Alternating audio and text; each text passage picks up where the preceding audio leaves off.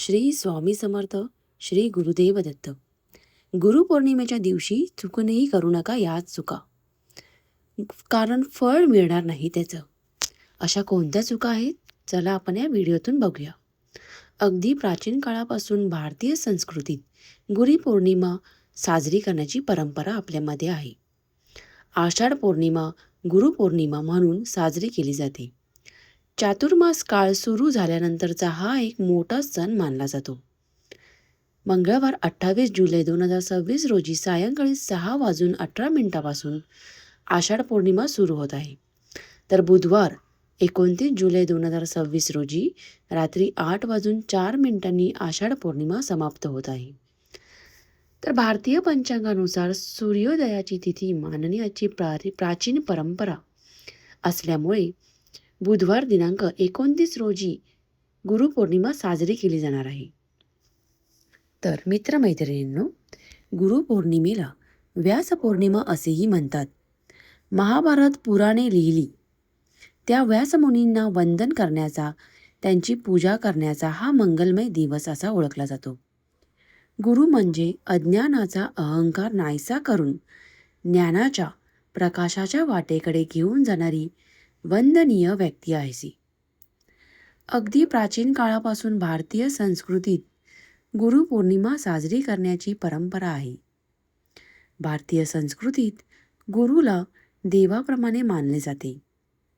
तर गुरुपौर्णिमेच्या दिवशी काही चुका टाळायला हव्यात असे म्हटले जाते. तर कोणत्या चुका आहेत, चला आपण बघूया. तर चुकूनही करू नका या चुका. पहिली म्हणजे गुरूंचा अपमान कधीही करू नका. गुरु म्हणजे आपण आई वडील, शिक्षक, आपले देव, आपण ज्यांना गुरु मानतो ते आपले गुरु ह्याच्यामध्ये समावेश होतो. तर एखादी गोष्ट पटली नाही तर त्यावर चिंतन करा, परंतु गुरूंच्या शब्दांचे उल्लंघन करू नका. दुसरं म्हणजे गुरूंच्या नजरेस नजर न देता कायम त्यांच्या पायाशी नजर ठेवा, जेणेकरून तुम्ही नेहमी नम्र राहाल.